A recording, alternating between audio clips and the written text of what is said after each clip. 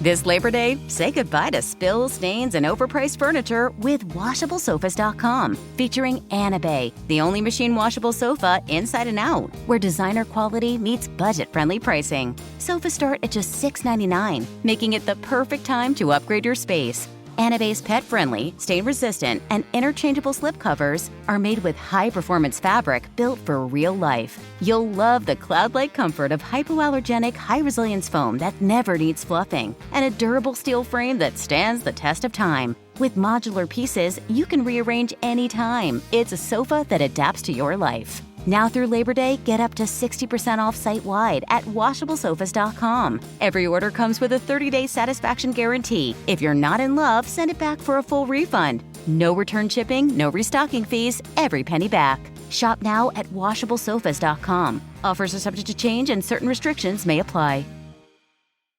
It's KFI AM 640, and you're listening to The Conway Show on demand on the iHeartRadio app. They are saying it through my trusted source, Michael Crozier, who is with us as we continue on the Conway Show. Thompson sitting in Tim's off this week, and we're in the middle of a conversation that's really playing itself out publicly in a lot of different media corners, and it's around the Jeffrey Epstein file. You know, the Jeffrey Epstein file was oftentimes spoken of as the Jeffrey Epstein list, like it was the Heidi Fleiss list of clients, sort of. And there are lists of people who were on his plane, on his island. There are all these kinds of flight manifests, and I'm sure they are part of whatever file they have. But the idea was that once the Trump people got into power, sort of the Biden power block would be busted up, and we'd actually get to know what was in the Epstein file and what happened, for example, with his incarceration and what was deemed a suicide. Anyway, he was asked about this, and Donald Trump swam away from it, said, why are we still talking about this? The Epstein thing, it was, I can't believe people are still talking about this. It was kind of an odd thing for Trump to say, because as we were saying before the break, he normally steers into this kind of thing. Are you still talking about Jeffrey Epstein? Yeah. So this guy's been talked about for years. You're asking, we have Texas, we have this, we have all of the things. Anyway, he goes on and he sort of says, why are we still talking about this? But he does hand it off in the same meeting to Pam Bondi, who is the Attorney General, and she does comment on it. You go ahead. Sure. First, to back up on that, in February, I did an interview on Fox, and it's been getting a lot of attention because I was asked a question about the client list, and my response was, it's sitting on my desk to be reviewed, meaning the file, along with the JFK, MLK files as well. That's what I meant by that. Also, to the tens of thousands of video, they turned out to be child porn downloaded by that disgusting Jeffrey Epstein. Child porn is what they were. Never going to be released, never going to see the light of day. To him being an agent, I have no knowledge about that. We can get back to you on that. And the minute missing from the video, we released the video. The agent thing, as you know, was associated with the cover-up of the death in prison. Like, why the kid gloves? Why is no one talking about this? Is he an agent? Is he in league with Mossad or something? I mean, you heard every manner of conspiracy. And I don't mean to laugh. And if ever there was a narrative that called for a conspiracy theory, this is one of them, and there's no shortage of them. And the minute missing from the video, we released the video showing definitively. The video was not conclusive, but the evidence prior to it was showing he committed suicide. And what was on that, there was a minute that was off the counter. And what we learned from Bureau of Prisons was every night, they redo that video. It's old from like... A minute off the counter, you understand, means the video. In other words, the video was missing a minute. There was like a minute gap. It was just a cut for a minute. And she's now explaining that. Every night, they redo that video. It's old from like 1999. So every night the video is reset, and every night should have the same minute missing. So we're looking for that video to release that as well, showing that a minute is missing every night. And that's it on Epstein. Well, so that's Pam Bondi. She's the Attorney General. She has access to everything, FBI files and everything else. It seems to me that if you were doing an investigation, this goes back to the moment that Jeffrey Epstein was found dead in his cell, you would grab all those security videos. I don't understand how there's a minute gap that is allowed to be written over somehow. I didn't quite get that. But there's every manner of different explanation and changes in tone. This is Dan Bongino before he became number 2 at the FBI on his podcast. It was right here on iHeartRadio. And he was insistent, we're going to get now the real story on Jeffrey Epstein. I don't know how Jeffrey Epstein died. I'm not going to sit here and tell you. I wasn't there. All I can tell you is it's awfully suspicious how that happened. Oh, look, the cameras broke. Oh, look, he strangled himself on a bed thing. Wow, amazing how that worked out. Now, I don't know how. In subsequent interview, just a month ago, this was his response in regard to Epstein. You said Jeffrey Epstein committed suicide. People don't believe it. Well, I mean, listen, they have a right to their opinion, but as someone who has worked as a public defender, as a prosecutor, who's been in that prison system, who's been in the Metropolitan Detention Center, who's been in segregated housing, you know a suicide when you see one, and that's what that was. He killed himself. You want me to get? I've seen the whole file. He killed himself. Okay. So now this guy's totally changed his tune. That's Dan Bongino. And then finally, Tucker Carlson. He's also just astounded by the fact that we're not going to get a look at all at the Epstein files, and he can't really understand how everything falls into place. I never thought that I would be offering an apology to Jeffrey Epstein. I think of all the times I've maligned that guy, all the times I've accused him of crimes, of blackmailing people, of trafficking children to powerful figures around the world on behalf of global intel services. And then I learned yesterday from Attorney General Pam Bondi that's totally untrue. Yes, yeah. The guy killed himself after 36 days in prison. And then his best friend, former girlfriend, Ghislaine Maxwell, doing 20 years in prison for no crime. There are no victims. Yes, it's a victimless crime. They're obviously persecuted by the state. Yes. They're political prisoners, really. I don't want to be lied to, and I specifically don't want to be lied to by the very people who built careers, and I'm talking here specifically about Kash Patel, Dan Bongino, and many others who now work for the administration, who fed MAGA and the American people and promised them to get to the bottom of this, only to turn their tune immediately upon assuming office, lying before Congress, talking about this is an obvious case of suicide, going on the Joe Rogan podcast, and effectively asking for some level of trust. So this is where we sit. There'll be no file released. It looks as though the administration is swimming away from this Epstein thing. I don't know what is going to happen to Ghislaine Maxwell. I've heard every manner of conspiracies associated with her as well. She was the girlfriend of Jeffrey Epstein, the purveyor of so much of this loathsome life that Jeffrey Epstein had. But if you're looking for help from this administration, from Pam Bondi and the crew, and Dan Bongino and Kash Patel, all who really were demanding that the Epstein files be released, you're not going to get it. Now, as was said, they're on the inside and they say, hey, the official report is the report. Now let's move on to something else. But in the spirit of moving on to something else, a Las Vegas hotel is the scene of a major lawsuit that follows from a widow. She is suing the Vegas hotel over her husband's death after it was, she says, caused by the prostitute he was with. Yeah. There are a lot of moving parts here, too. So to speak. We'll get to that story next. You're listening to Tim Conway Jr. on demand from KFI AM 640. Las Vegas is a place that Tim likes. Las Vegas is a place that I like. What's not to like? A chance to be richer than when you arrived? All those people chasing a dream? all the shows, the night dusk when the lights of the hotels start to take on a shimmer. All of the major performers, magicians, illusionists, singers, comedians. So great. I love it. Once in a while, though, the story jumps out and you realize that somebody was chasing a little too much fun. And that's what this story is about.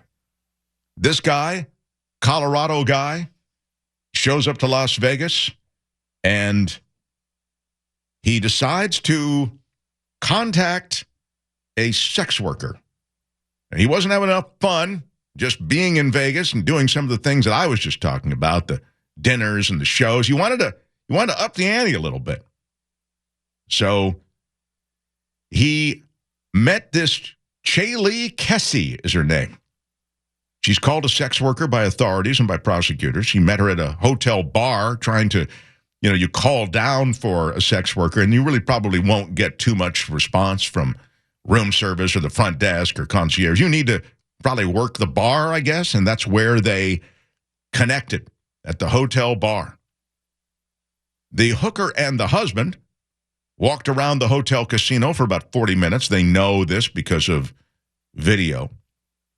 They went to a cashier's cage area, and he withdrew $1,000.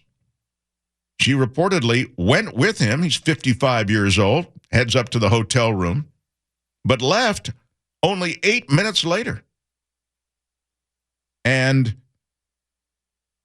after his wife, who was not with him, will come as no surprise to you, couldn't reach him after some time, she called the hotel to see if somebody there could check on her husband. They did, and they found him unresponsive, slumped on the bathroom floor.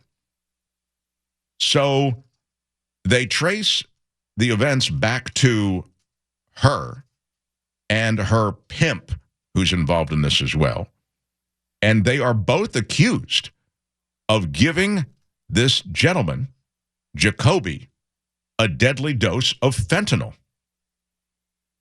Apparently, they smoked the fentanyl together. This is what Kessie is saying. And that led to his death. Doesn't help her story that when they found Jacoby dead, his cell phone and wallet were gone. So she may have left in a panic, but her panic was not so overwhelming that she couldn't rifle through his pockets first. Now, this comes with the extra twist. His wife is now suing the Palazzo Hotel.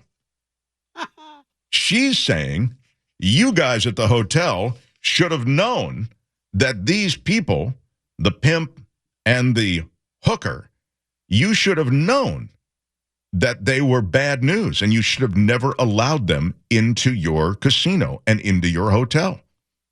Security guards, it's alleged in the lawsuit, should have warned this guy, Jeff, that he was being followed by these two people, that this was sort of a setup.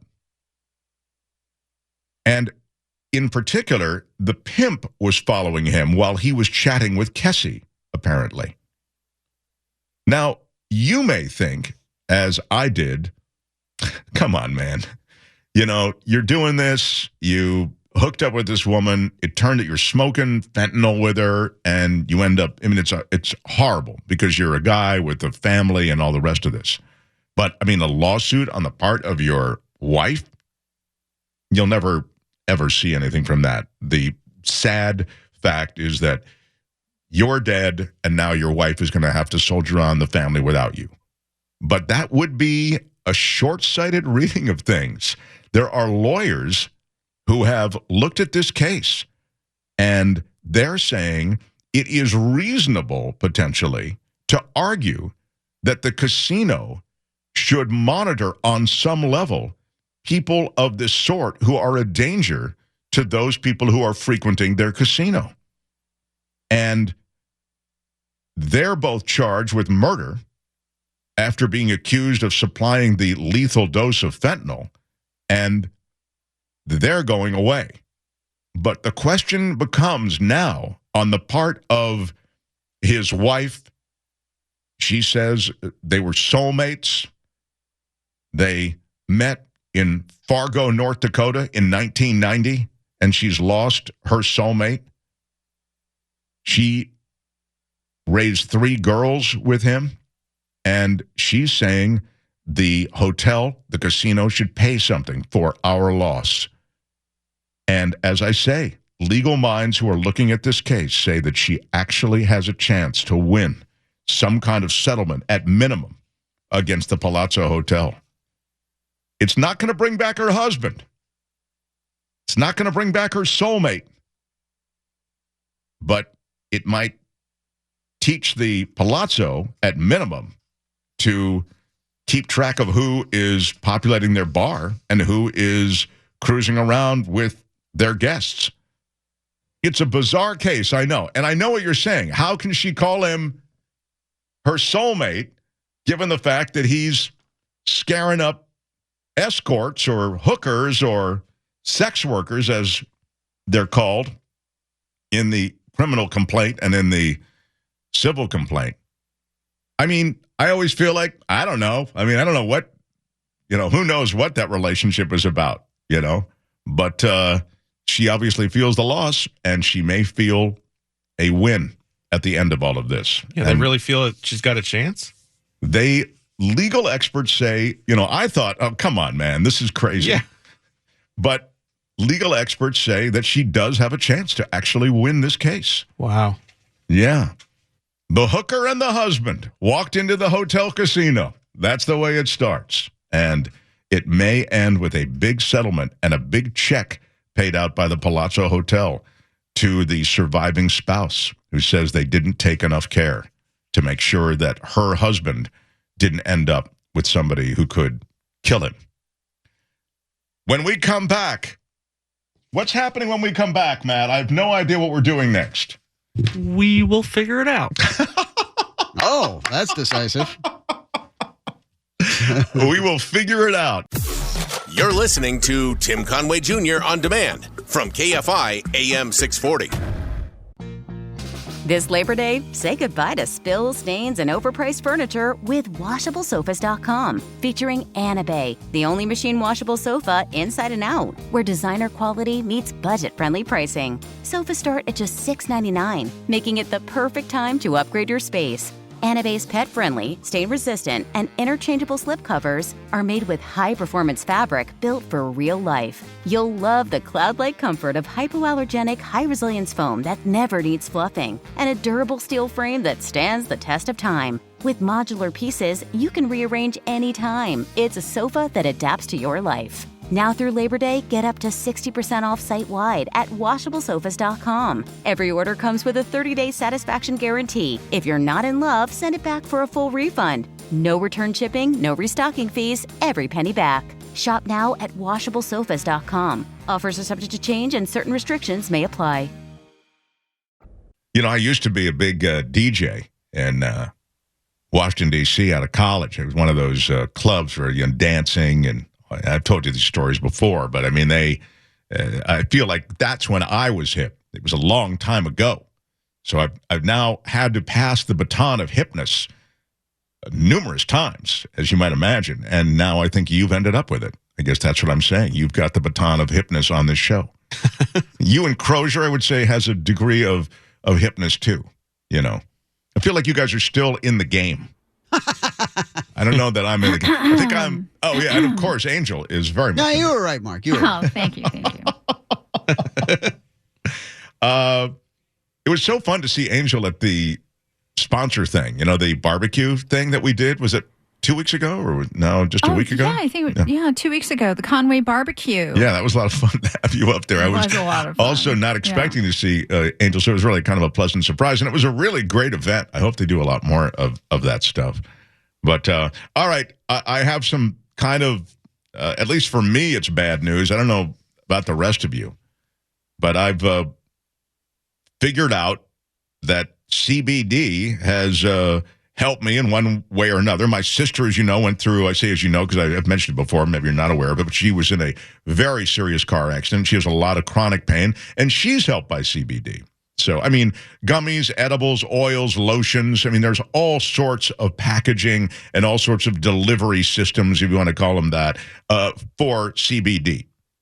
And it's inevitable, I guess, that, now there is a new FDA study, and it suggests that CBD is not so great for you as they...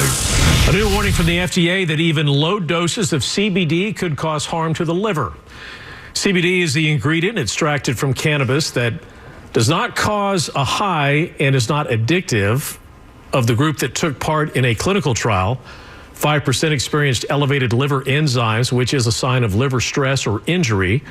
Researchers say that while most tolerate CBD well, a small minority are vulnerable. They are now urging doctors to screen for CBD during liver function tests. All right, let me just speak on the positive side of CBD.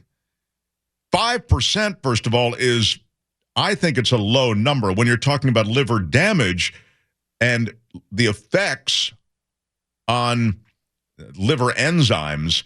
You really have to be specific about what you're talking about. You can't just tell me liver damage. Well, how much damage is there?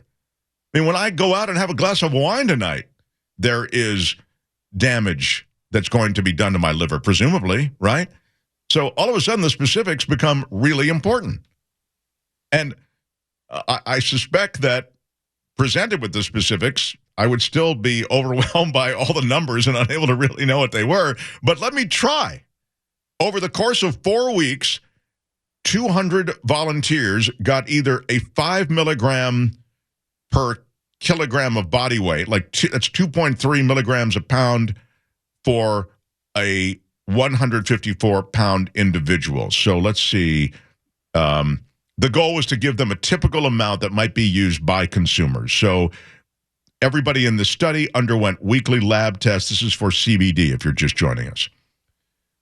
The vast majority of people in the trial were unaffected.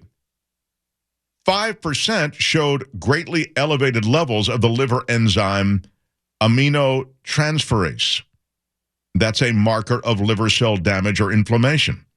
Now, this is in JAMA, the internal medicine part of JAMA, and women appeared to be more vulnerable than men, according to the study released in JAMA. The liver enzyme returned to normal within 1 or 2 weeks of stopping CBD. But who wants to stop it?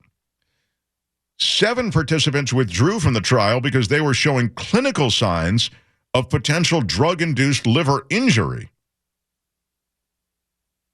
They are saying, and this is the researcher at King's College, this is a significant finding. Here's the quote. It suggests that CBD itself, even in the absence of other drugs, may pose a risk to liver health.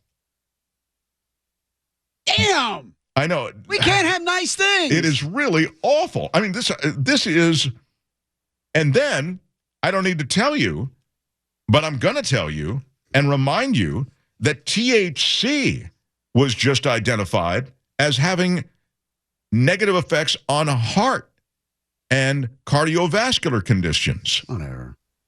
That was last week. I mean, one of the true wondrous kickback things that I've embraced is a little edible and a little CBD for the aches and pains. A lot of us have. And apparently, we are a walking lab rat headed for bad stuff. Between liver injuries and cardiac issues, we could have some serious involvement from these things. It's interesting, though, that I look at somebody like Willie Nelson. I mean, or Snoop. It's a good point. But Willie Nelson particularly, what is he, 90 or 88? He's up there. I mean, he's fine, and he's high all the time. He's awake and Baker. Yeah. I don't know.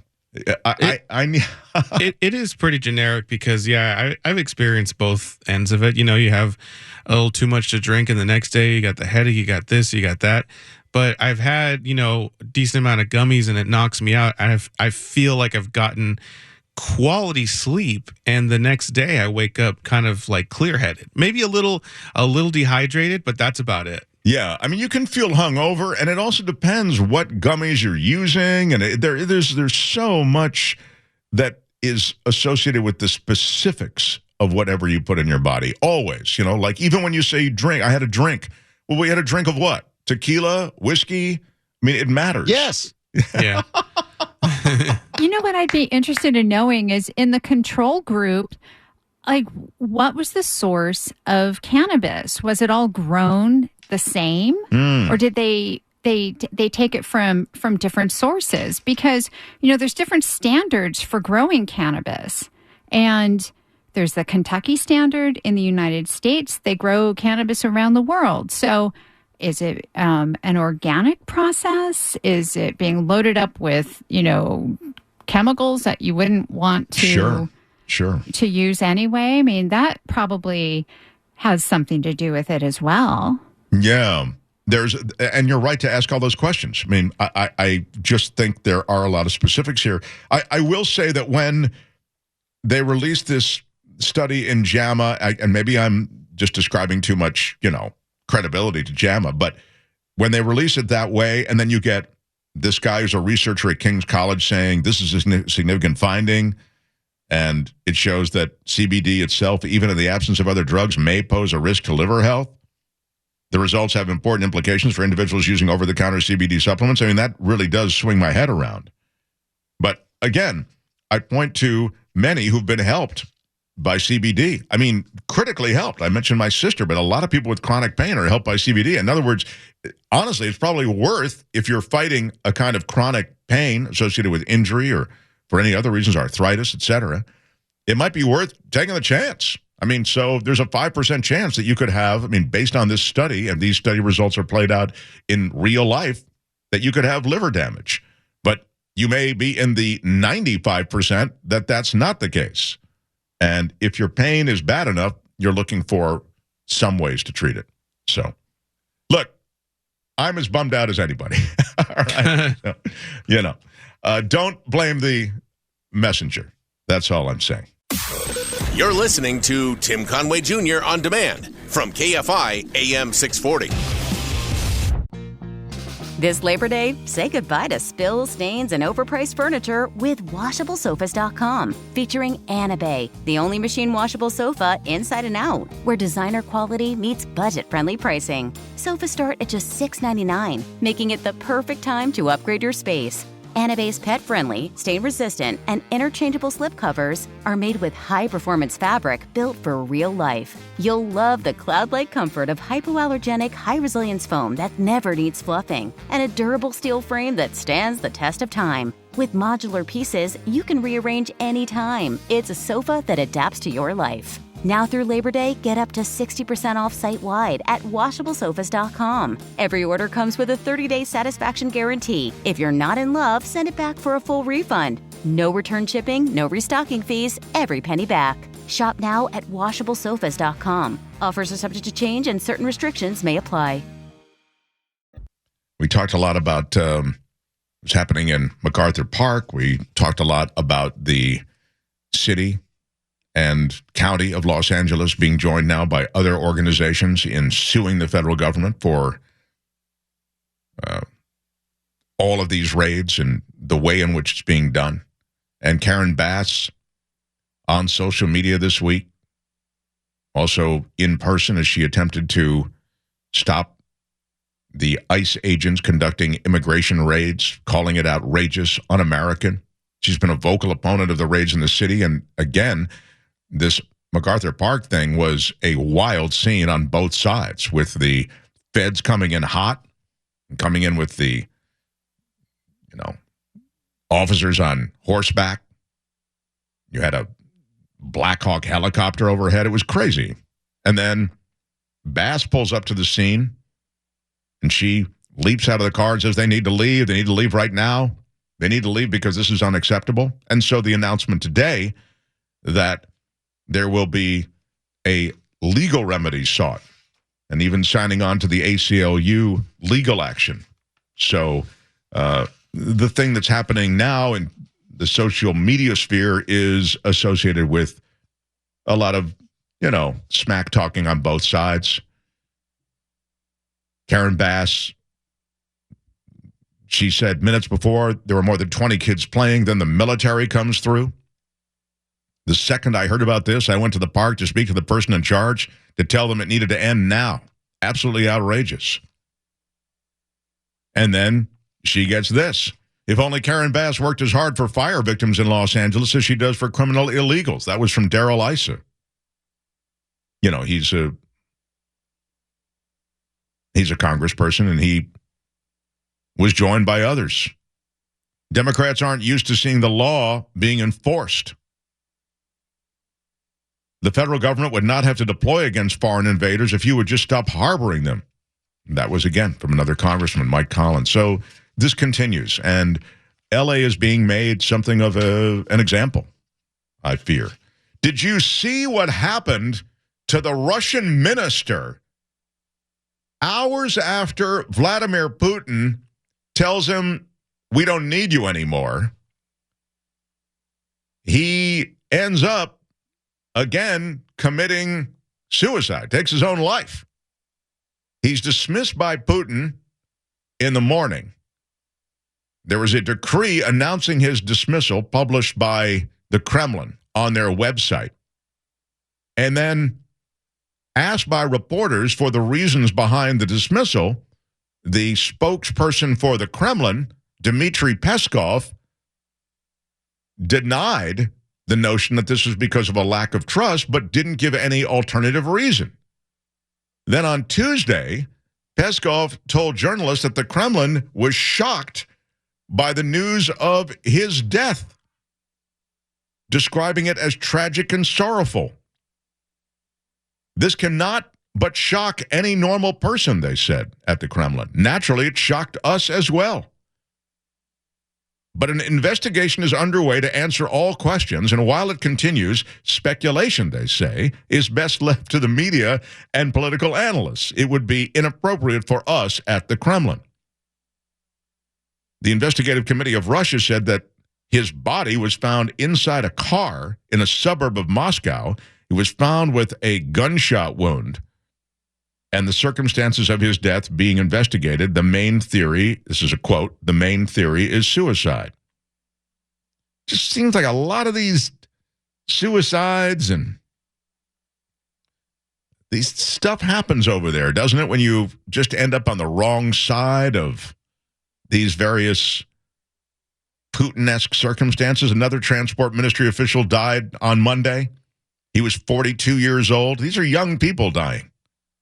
He worked for the Federal Agency for Rail Transport, and then the Russian state media saying that he died at his workplace, maybe from acute heart failure. No indications that the deaths are linked.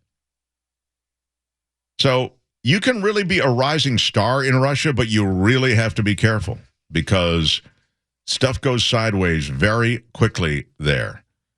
Meanwhile, in Ukraine, that entire situation grinds on. But it was interesting. Donald Trump actually saying at a private gathering of donors that he once thought about deterring Vladimir Putin from attacking Ukraine by threatening to bomb the S out of Moscow. He said, with Putin, I said, if you go into Ukraine, I'm going to bomb the S out of Moscow. I'm telling you, I have no choice. And then Putin goes like, I don't believe you. But he believed me, 10%, said Trump. This is now comments surfacing around a 2024 fundraiser. So a lot of stuff said. I don't know if I necessarily believe it, but it's interesting that that is now floating to the surface. And he also claims that he related a similar warning to President Xi. So one never knows. But these remarks are, all of these remarks coming to the surface in any number of bits of reporting, in books, all about the current president and how he said certain things on the campaign trail that seemed at odds with what he was doing once he got into office. Anyway, look, it's Prime Day, and I got to get home. I got to double-click on some stuff. Prime Day is 4 days, as you know. It runs through Friday, July 11th. You know, in the Bible, Prime Day was only 2 days, but somehow they've made it 4 days. I don't know how that happened. But in any case, I'm going to get home and start double-clicking. Mo is next. Thanks for all the love, everybody. And we will see you tomorrow on The Conway Show. We're KFI AM 640, live everywhere on the iHeartRadio app. Conway Show on demand on the iHeartRadio app. Now, you can always hear us live on KFI AM 640, 4 to 7 p.m. Monday through Friday, and anytime on demand on the iHeartRadio app. This Labor Day, say goodbye to spills, stains, and overpriced furniture with WashableSofas.com. Featuring Anabay, the only machine washable sofa inside and out, where designer quality meets budget-friendly pricing. Sofas start at just $6.99, making it the perfect time to upgrade your space. Anabay's pet-friendly, stain-resistant, and interchangeable slipcovers are made with high-performance fabric built for real life. You'll love the cloud-like comfort of hypoallergenic, high-resilience foam that never needs fluffing, and a durable steel frame that stands the test of time. With modular pieces, you can rearrange anytime. It's a sofa that adapts to your life. Now through Labor Day, get up to 60% off site-wide at WashableSofas.com. Every order comes with a 30-day satisfaction guarantee. If you're not in love, send it back for a full refund. No return shipping, no restocking fees, every penny back. Shop now at WashableSofas.com. Offers are subject to change and certain restrictions may apply.